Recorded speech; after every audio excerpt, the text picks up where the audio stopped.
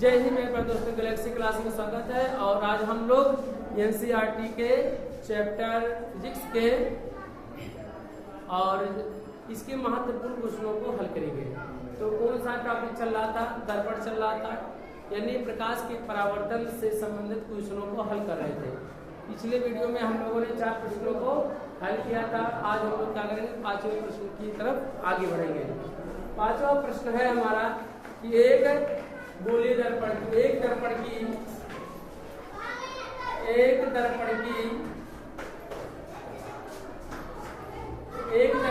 Focus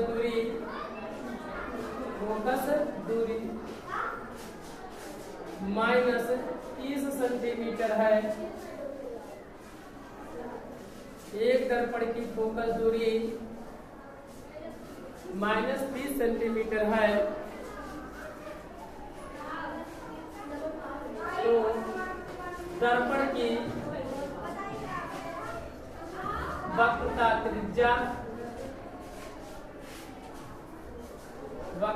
त्रिज्या तथा प्रकृति ज्ञात कीजिए। प्रकृति बताइए।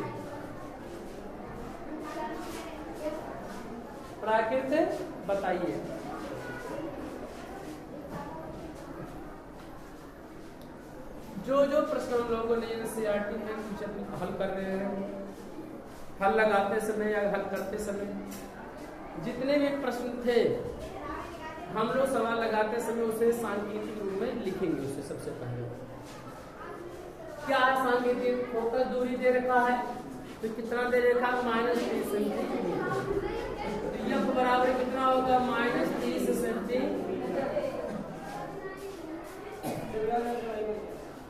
दर्पण ना तो उत्तल बताया है ना तो, और यही हमें बताना भी है कि उत्तल दर्पण है कि प्रकृति का मतलब यही बताना है कि दर्पण की प्रकृति कैसा है, उत्तल दर्पण है कि।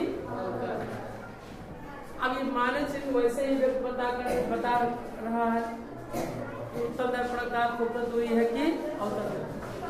मानक चिन्ह व्यक्त कर रहा है कौन सा दर्पण है, बस समझे कि नहीं? तो हम लोग क्या करेंगे, यह बराबर -30 सेंटीमीटर। हमें दर्पण की वक्रता त्रिज्या ज्ञात करना है। तो दर्पण की वक्रता त्रिज्या को r से क्या करेंगे, सोच लेंगे। r बराबर यानी r की वैल्यू क्या करना है, ज्ञात करना है। r बराबर क्या होता है? 2f होता है। क्या होता है? r बराबर 2f से, r बराबर 2f से, या f बराबर r/2 से चाहे लिखिए, चाहे जो इच्छा हो आप लिख सकते हैं। ठीक है। अच्छा, इसकी जगह पे f बराबर r/2 लिख दे तो गलत हो जाएगा क्या? नहीं गलत होगा, उत्तर ही उतना सेम आएगा। नहीं है समझ में आ रहा तो ऐसे भी लिख सकते हैं। f बराबर क्या लिखेंगे? r/2। f की वैल्यू -30 तो क्या लिखेंगे? -30 बराबर r की वैल्यू नहीं पता, /2 है तो क्या लिखेंगे? तो और यहाँ /1 नहीं तो क्या करेंगे? /1। और जब बराबर की ओर दोनों ओर भिन्नात्मक होता है तो उसे तिरछा गुणा कर देते हैं। अगर तिरछा गुणा करेंगे तो क्या आएगा? 1 2 r में क्या हो जाएगा? उसको 2 गुणा 30 में कितना हो जाएगा? माइनस कितना होगा? 60। 30 गुना कितना हो जाएगा? r बराबर 60 सेंटीमीटर। परंतु क्वेश्चन में लिखा कौन सा दर्पण है? उत्तल दर्पण के अवतल। ऐसे पता चला। मानक से व्यक्त कर रहा है कि अवतल दर्पण की वक्रता त्रिज्या क्या होती है? -1। तो क्या होगा यहाँ पर? अवतल दर्पण लिखेंगे। क्या लिखेगा? अवतल, क्योंकि दर्पण की प्रकृति बताना है। तो दर्पण की प्रकृति कैसा है? कौन सा दर्पण है? अवतल। कैसे पता चला ये अवतल दर्पण? ये मानस चिन्ह क्या कर रहा है? अगर मानस लगाएंगे तो या तो इसको लिखिए, या तो सिंबल में लिखिए, या तो आप शब्दों में लिखिए। ठीक है, यही हमारा क्या हो जाएगा? आंसर। प्रश्न नंबर ये क्या रहा? 5वां का। प्रश्न नंबर हम लोग क्या करेंगे? 6वां की ओर। 6वां प्रश्न है इसका। तो ये कह रहा है कि एक समतल दर्पण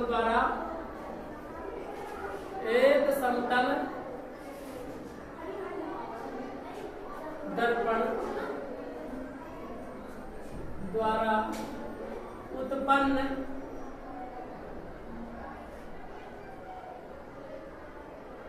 आवर्धन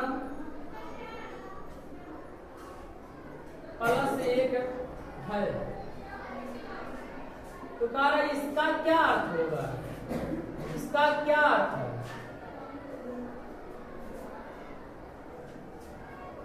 क्या अर्थ है?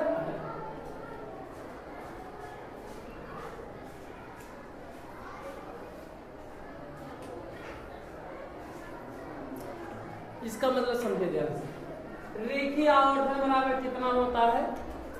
आवर्धन चाहे कहा जाए चाहे रेखीय आवर्धन कहा जाए, दोनों सेम होगा। तो रेखीय आवर्धन दे रखा, यानी आवर्धन कितना दे रखा है? आवर्धन +1 दे रखा है, और आवर्धन को यम से प्रदर्शित करते हैं, तो यानी यम बराबर कितना हो गया? +1 हो गया। अगर ये यम की वैल्यू क्या होता है? I/O, तो क्या होगा? +1 होगा, और बटे 1 नहीं तो क्या मान लेंगे? और 3, अरे भाई यम की वैल्यू कितना होता है? I/O, तो I/O क्या हो जाएगा? वो बराबर +1 का, तो किसी भी संख्या नीचे बटे 1 मान सकते हैं हमेशा, बटे 1 मानेगा। अगर तिरछा गुणा करते हैं तो क्या होगा? O बराबर क्या हो जाएगा? I हो जाएगा। अरे भाई I का गुणा 1 में करेंगे तो I, O का गुणा 1 में करेंगे क्या हो जाएगा? O। इसका क्या मतलब है? I बराबर हो, I दर्पण द्वारा बने प्रतिबिंब की लंबाई था, और O क्या था? वस्तु की लंबाई था। यानी I बराबर O आया। इसका मतलब ये हुआ कि ऐसी दशा में जो समतल दर्पण होगा तो उसके द्वारा जो प्रतिबिंब की लंबाई होगा और वस्तु की लंबाई दोनों का होते हैं बराबर। चूंकि ये क्या आया है? प्लस, तो आवर्धन सीधे प्रतिबिंबों के लिए आवर्धन क्या होता है? धनात्मक, और उल्टे प्रतिबिंबों के लिए आवर्धन क्या होता है? ऋणात्मक। इससे यह पता चल रहा है। और समतल दर्पण का है तो समतल दर्पण भी यह प्रदर्शित करता है, क्या प्रदर्शित करता है? कि उसके द्वारा प्रतिबिंब कैसा बनता है? आभासी बनता है। कैसा बनता है? तो प्रतिबिंब कैसा होगा? प्रतिबिंब कैसा होगा बताओ? प्रतिबिंब आभासी होगा। कैसा होगा? और कैसा होगा? सीधा। तथा वस्तु के क्या होगा? तथा वस्तु के क्या होगा? बराबर होगा। यह +1 यहाँ प्रदर्शित कर रहा है कि जो समतल दर्पण है वो क्या प्रतिबिंब कैसा बनेगा? आभासी होगा, सीधा होगा, तथा वस्तु की क्या होगा? बराबर होगा। यहाँ से प्रदर्शित O बराबर क्या है? I। यहाँ पे भी लिख सकते थे यम बराबर I/O, हमने डायरेक्टली दिया I बटे क्या हो गया? O। यम की वैल्यू I बटे O। तिरछा गुणा किया गया, O बराबर क्या है? आया, मैंने I O वस्तु की लंबाई, और I क्या है? प्रतिबिंब की लंबाई, दोनों बराबर आया। इसका मतलब प्रतिबिंब की लंबाई और वस्तु की लंबाई क्या होगा? दोनों क्या होगा? बराबर होगा। तो इसका क्या अर्थ है? +1 का मतलब क्या अर्थ है? हम लोग कहीं इसका अर्थ किया है कि जो प्रतिबिंब होगा वो वस्तु क्या होगा? बराबर होगा, और कैसा होगा? सीधा होगा। कैसा? और आभासी होगा। इसका मतलब है समतल दर्पण +1 का, क्योंकि +1 प्रदर्शित करता है प्रतिबिंब कैसा बनेगा? सीधा बनेगा। क्या होगा? सीधा प्रदर्शित करता है। नेक्स्ट क्वेश्चन, नेक्स्ट क्वेश्चन है आपका 5 सेंटीमीटर लंबाई का कोई वस्तु। प्रश्न नंबर कौन सा है? 6वां। प्रश्न क्या है? 7वां। हल करेंगे कि 5.0 सेंटीमीटर लंबाई का कोई बिंब 30 सेंटीमीटर वक्रता त्रिज्या के किसी उत्तल दर्पण के सामने, किसी उत्तल दर्पण के सामने, किसी उत्तल दर्पण के सामने 20 सेंटीमीटर दूरी पर रखा गया है। 20 सेंटीमीटर की दूरी पर रखा गया है। प्रतिबिंब की स्थिति, प्रतिबिंब की स्थिति प्रकृति तथा साहित्यात्मक क्या करना है, साइज ज्ञात कीजिए।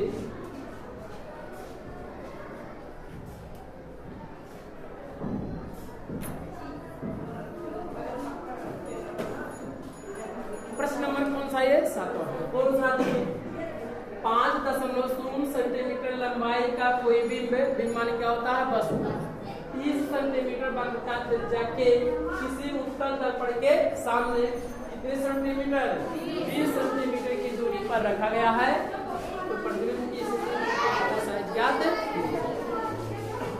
तो इस प्रश्न में इस बात का ज्ञान हो जाना चाहिए, उत्तल दर्पण द्वारा है तो उत्तल दर्पण है तो उत्तल दर्पण द्वारा प्रतिबिंब कैसा बनता है, सीधा बनता है। और क्या बनता है, आभासी बनता है। और क्या बनेगा, बस क्या होता है, छोटा बनता है, सदैव क्या होता है, छोटा। तो उत्तल 5 सेंटीमीटर की कोई लंबाई वस्तु है तो उसकी साइज क्या होगा, 5 से क्या होगा, छोटा होगा कि बड़ा होगा, 5 से हमेशा क्या होगा, छोटा। अगर ये आप प्रश्न लगा रहे हैं, अगर उत्तर 5 से छोटा है तब तो लगभग सही है, अगर 5 से बड़ा आ जाएगा तब क्या है, गलत है। ठीक है, चलिए हल करिए। सभी सवालों को हम लोग सांकेतिक रूप में क्या करेंगे, लिखेंगे। लिखे, वक्रता त्रिज्या दिया है तो r बराबर किस दर्पण की वक्रता, नहीं पहले और दिया 5 सेंटीमीटर लंबाई है, तो यदि वो बराबर कितना है, 5 सेंटीमीटर। वक्रता त्रिज्या दिया है तो r किस दर्पण की है, उत्तल। तो उत्तल के लिए क्या लिखेंगे, प्लस। अवतल होता तब माइनस लिख देते हैं, तो क्या लिखेंगे, माइनस। क्या होगा, 30 सेंटीमीटर, क्या होगा, 30 सेंटीमीटर। अगर वक्रता त्रिज्या है तो फोकस दूरी को हम लोग हल कर सकते हैं। और फोकस दूरी और क्या हो से और कैसे, किसी उत्तल दर्पण के सामने क्या दिया, 20 सेंटीमीटर की दूरी पर रखा गया है। दर्पण के ध्रुव से वस्तु की दूरी क्या सेंटीमीटर दे रखा है। ये हमेशा प्रश्न नहीं कहेगा कि दर्पण के ध्रुव से वस्तु की दूरी, इस बात को प्रश्नों में पढ़ना पड़ेगा कि कोई बिंब है, कोई बिंब 30 सेंटीमीटर वक्रता त्रिज्या के किसी उत्तल दर्पण के सामने क्या सेंटीमीटर की दूरी, 20 सेंटीमीटर का है। तो u बराबर कितना हो जाएगा, -20 सेंटीमीटर। माइनस चिन्ह व्यक्त करता है क्या है, दर्पण के किधर है, बाईं है कि दाईं ओर है, बाईं ओर है, क्या है, बाईं ओर। अच्छा, ये तो माइनस तो नहीं आ रहा है, माइनस लिख दिया गया क्योंकि वस्तु की दूरी को हमेशा माइनस चिन्ह के साथ लिखा जाता है। तो क्या हो जाएगा, माइनस चिन्ह के साथ। हमें क्या करेंगे, ये ज्ञात, हमें भी ज्ञात करना है और भी अगर ज्ञात करना है, यानी प्रतिबिंब की स्थिति तो बताना है कि दर्पण से कितनी दूरी पर बनेगा, तो हमें भी ज्ञात करना है। तो भी हमारा है तो पहले हम लोग क्या एफ ज्ञात कर ले, क्या ज्ञात कर ले, तो हम लोग जानते हैं एफ बराबर क्या होता है, एफ बराबर r/2, एफ बराबर r/2। तो r की वैल्यू कितना दिया है, 30, तो क्या लिखेंगे, 30/2 भाग देंगे कितना आ जाएगा, 15 सेंटीमीटर। एफ की वैल्यू कितना गया, 15 सेंटीमीटर आ गया। अब हम लोग क्या करेंगे, अब हमें u पता है, v नहीं पता है और ये पता हो गया। अब दर्पण का क्या लगा देंगे, सूत्र निकाल देंगे। लेकिन दर्पण के सूत्र से क्या लिखेंगे, दर्पण के सूत्र से। दर्पण का सूत्र क्या होता है, 1/v प्लस 1/u = 1/, ये बटे v की वैल्यू नहीं पता, 1/u की वैल्यू पता है, u की वैल्यू कितना, -20, 1/f की वैल्यू कितना आया, 15 लिखेंगे यहाँ पर, पाठांतर करेंगे। 1/v बराबर 1/15 माइनस है क्या हो जाएगा, प्लस, तो प्लस 1/, कितना हो जाएगा, 20। इसी को हल करिए, 1/v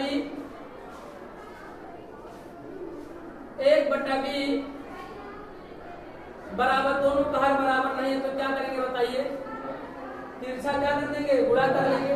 या तो एक तरीका आप लघुत्तम लेके हल कर सकते हैं, तो हम क्या करें, तिरछा गुणा कर रहे हैं। फिर 20 से क्या कितना हो जाएगा, 20, अरे 20 जोड़े 1 में 20 से क्या 20 और 15 है क्या 15 और 15 का गुणा 20 में करेंगे, हर का गुणा हर में करेंगे तो कितना होगा 300। जोड़िए 1/v बराबर कितना 15 और जोड़िए कितना होगा 35, 35 बटे कितना हो जाएगा 300। 5 से काट दीजिए, 5 से और 5 6 30 और 5 शून्य 1/v बराबर 7 बटे कितना हो जाएगा 7। तिरछा क्या कर दीजिए गुणा करिए, v का गुणा 7 में कितना होगा 7v और इसका गुणा करेंगे कितना हो जाएगा 60 हो जाएगा। तो v बराबर कितना होगा, या इधर क्या करने भाग दे देंगे, क्योंकि गुणा है तो क्या हो जाएगा भाग। तो v बराबर कितना होगा 60 बटे कितना हो जाएगा 7 सेंटीमीटर। दर्पण से इतना, इसे और चाहे दशमलव में लिखिए और चाहे 60 में भाग देंगे कितना आएगा 7 8 कितना होगा 56 होगा, 4 आएगा और 7 8 56 4 आ जाएगा और दशमलव 40 तो 7 बचे दशमलव 7 बचे 1 पॉइंट इतना आएगा। v की वैल्यू धनात्मक आया ऋणात्मक, धनात्मक आया नहीं है तो यहाँ से क्या माना जाएगा धनात्मक, तो ये प्लस या प्रदर्शित करता है प्रतिबिंब कैसा होगा आभासी, प्लस आपका तो क्या होता है आभासी, माइनस होता तो क्या होता है वास्तविक, तो प्रतिबिंब कैसा होगा आभासी होगा, क्या होगा या लिख सकते हैं आभासी, आभासी शब्दों में आभासी। लेकिन उसकी कितनी बड़ी वस्तु बनेगा प्रतिबिंब तो हम लोग देखिए। अब इसे पता करने के लिए कि प्रतिबिंब की साइज कितना छोटा होगा तो उसे हम लोग क्या लिखेंगे I अपान O और माइनस B अपान क्या होता है, इसी सूत्र का उपयोग करके हम लोग क्या करेंगे प्रतिबिंब की साइज को क्या करेंगे निर्धारित करेंगे। I अपान O बराबर माइनस B अपान I की वैल्यू नहीं पता है, प्रतिबिंब की लंबाई होता है तो इसको आने देंगे बटे O की लंबाई, O की लंबाई कितना है 5 सेंटीमीटर, वस्तु की लंबाई कितना दिया 5 सेंटीमीटर, यहाँ पे क्या लिखेंगे 5 बराबर माइनस तो हमेशा v की वैल्यू कितना दिया है 60 बटे कितना दे रखा 7 बटे, देखिए माइनस यहाँ पर रहेगा हमेशा क्योंकि सूत्र में है v की वैल्यू पॉजिटिव है, चाहे इस वैल्यू रखिए चाहे इस वैल्यू को, परंतु इस वैल्यू को इसलिए रख रहे हैं कि जिससे कि मान में कोई परिवर्तन न आए। और u की वैल्यू कितना दिया, u की वैल्यू माइनस कितना है 20 है, तो क्या लिखेंगे माइनस कितना हो जाएगा, दोनों माइनस क्या हो जाएगा प्लस हो जाएगा। तो हम लोग क्या करेंगे याद रखिए I बटे कितना 5 बराबर माइनस क्या हो जाएगा प्लस, और नीचे जब बटे नीचे आता तो क्या हो जाता उलट जाता है, तो अगर आएगा तो 60 बटे कितना आ जाएगा 7 और पूरे 1 बटे कितना हो जाएगा 20, क्योंकि 20 का उल्टा कितना होगा 1 बटे 20, तो 20 का करेंगे तो 20 से 20 दिया 60, तो I बटे कितना 5 बराबर 3 बटे 3 छक्का किया जाए गुणा किया जाए तो 3 को 7 गुणा करेंगे क्या होगा 7I और 5 का कितना होगा 15, I बराबर कितना होगा 15 बटे कितना होगा 7, तो कितना होगा 7 गुना 14, 2 आएगा दशमलव 1 आएगा और कितना हो जाएगा 7 गुना 14 आएगा 7 के 7 हो जाएगा, अरे भाई 15 में से भाग दीजिए ना, 7 गुना 14 1 आएगा दशमलव में 7 1 7 3 आएगा 7 4 28 लगभग 114 आएगा सेंटी।